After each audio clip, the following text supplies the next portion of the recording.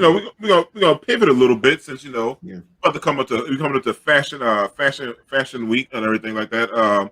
So our next few guests will be all talking about, and they also entrepreneurs. That's one thing we always say we want to promote on the show is having entrepreneurs that look like us too. We're open to everyone having it, but like Tom right now is about focusing on us and the people that look like us, black and brown people. So with that said, we have our first guest coming on. Rodney, can you talk about our first guest? And Yeah, we're gonna swing into our fashion marketer segment. So Jamie, could you play that little film for us?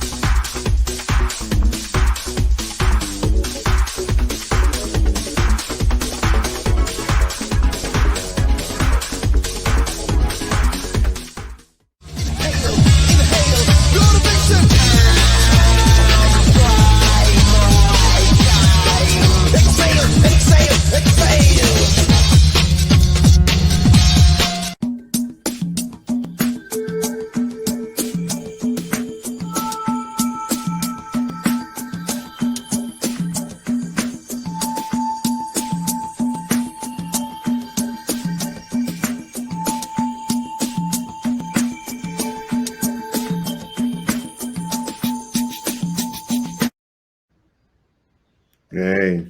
yeah. Can we bring in our next guest, Jamie, Mr. Kevin Shields? He's a fashion marketer. Hey, Mr. Shields, how are you? Beautiful. Good. Yourselves? On, brother. Good. That's some Brother impressive Wayne. stuff that you do. Wayne. That's some very impressive stuff that you do right there. Amazing. Yeah, man. Yeah, man. I think I remember hanging out with you was saying back in the day in the clubs, long time ago. I think we used to hang in the clubs back Long time ago. Yeah. So, Mr. Shields, how did you get into fashion marketing? To be quite frank with you, my corporate days, I have to go back a little bit and bring it back around. When I first got involved in fashion, it was actually college, purely by accident. I don't know if you guys are from the New York area, New York Technical College on J Street, downtown. Of course. Right. So, I was going to school there and I was in the cafeteria. And I'm an ideas person, brains always pop in with ideas. So I actually overheard a little planning session at a table behind me and some friends. And it was some girls from the fashion club. And they were there planning and then I had to chime in with my thoughts. And then lo and behold, they said, just out of the blue, after listening to my ideas, like, would you like to, why don't you head up the club? Why don't you? And then boom, bam, boom, it happened from there. I end up producing the show, being the head of the fashion club there.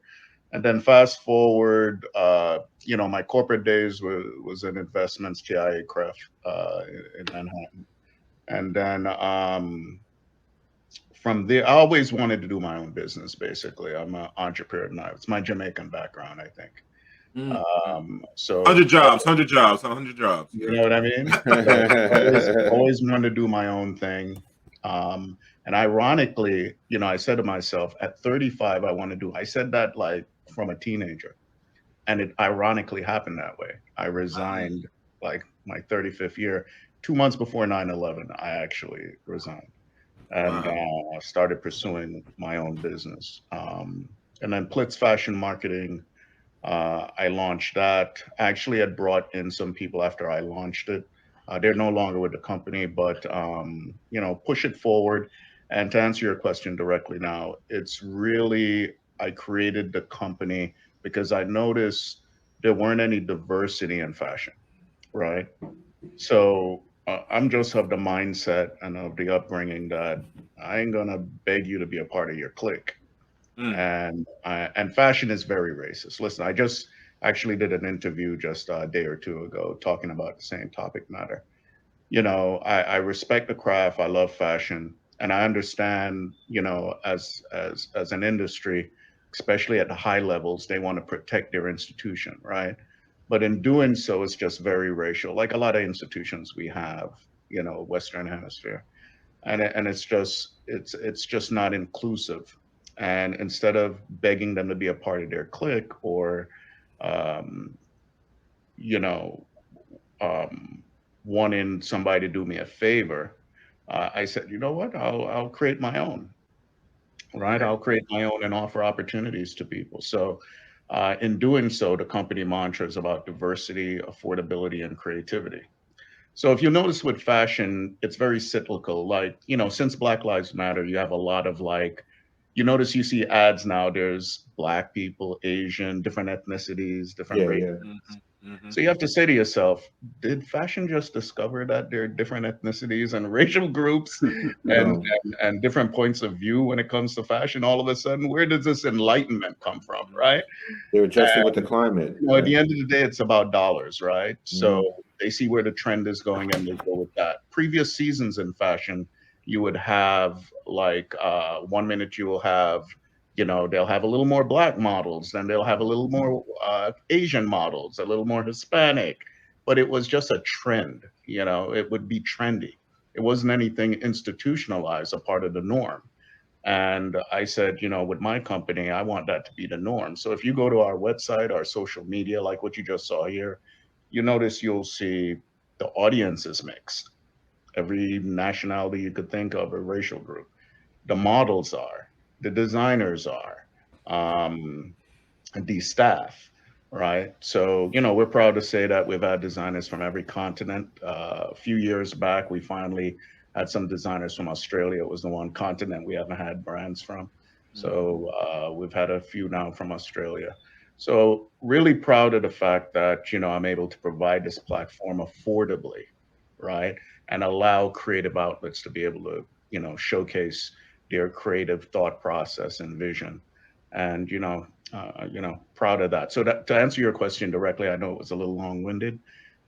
Really, that's what it's all about. And what precipitated the whole thing was the fact that there was a need. And, First Fridays that I did in New York, it was the same situation. There weren't a lot of after work. Well, you guys are in my same demo. Yeah, You yeah, I guys, was I there. was there. I was there. yeah, I there was weren't many. there. There weren't many like profession for young. At the time, we were young professionals back then. Yeah, we So there were. weren't any spots for like young professionals of Yeah. color, right?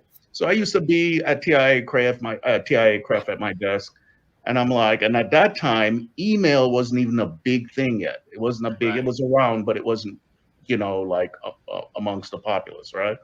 But people in the professional realm had email. Yeah. So I remember no one was sending out email invites and emailing people to go to places. And then I started doing that. I developed this big database, and that's how we got our party to be as huge as it was. That's It how I was found it out was about the emailing medium. And it was the same situation where myself and then a couple other partners of mine.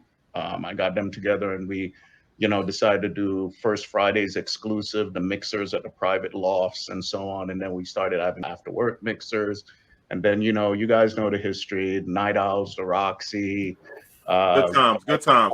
Hey, Cafe, hey, that. hey, very hey, good wait, wait, time. wait, wait, wait, wait, wait, wait. You get those to get tell us to be stuck now. Let's bring it back. Let's bring it back to the fashion wing. So I got a question for you. With the trend, like you said, they go into looking for more women of color and stuff like that. Do you think they're gonna start like women? A lot of women of color have more curves than other people, or do you think they're gonna start really showing more women of color with curves in these in marketing? To because really, like most women aren't all flat and stuff like that now, and a lot of women now have bought some curves, so that's another subject. But do you think they're gonna start featuring that more in marketing anymore towards Great question. towards those? Great question on your part.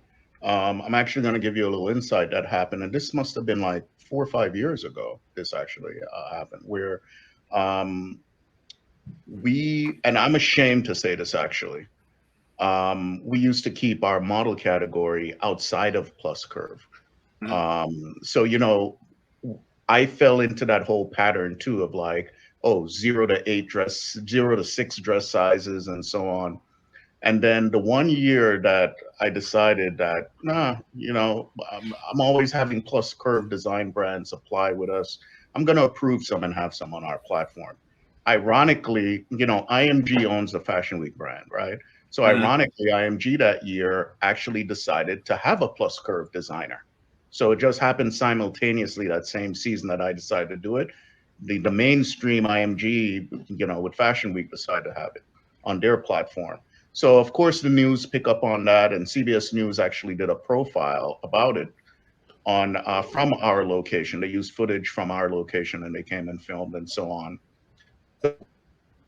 Wow. Okay. So real quick, there's a question up in the chat, and it's about because like you say, you started your own business and young people. So this person I actually work with. How can you have a lot of young people that are interested in fashion? You see a lot of young people with their social media and stuff like that. How can they get in touch with you? How can they get into internships? What like how can they get more involved in like what's your website? Can they volunteer? What can they do?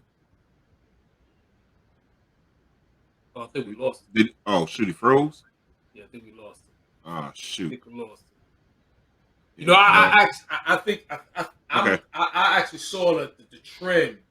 Let me tell you, because I used to do a lot of videography in the fashion in that level. You know what I mean? In New York City, a lot of plus size models, a lot of models of color. And I used to go out there and actually do a lot of videography on that. And I could see the trends. I really felt like I could see the trends. And I could see the trends moving more towards plus size models, more towards more curvy models, more towards more, women who look like women, and that we, and you could see it happening. So I'm not surprised at all that eventually that took off. And I remember when that started to happen, when that turn started to happen, Yeah. And I can remember a lot of that stuff, man, that happened from those first Fridays, man, and also a few other things that I was into back then, a lot of taping. I wish I had that. Oh, yeah, so I'm starting to notice too, like when you go into stores, you're starting to see more curvy mannequins too. The mannequins are starting to get that's what I'm curvy. saying. That was yeah, the trend. true. Yeah. All right, we got Wayne right back. Wayne, Yeah, real I quick, apologize. I'm not sure that's what all right, happened. nah, brother, this the world we're living in right now. Real quick, because we have to go to the next word.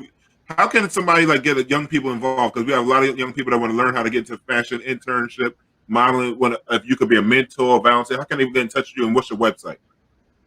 Sure, they can go to Plitzs.com, which is spelled P like Paul. It's scrolling at the bottom of the screen. Plitzs.com. That's our corporate site.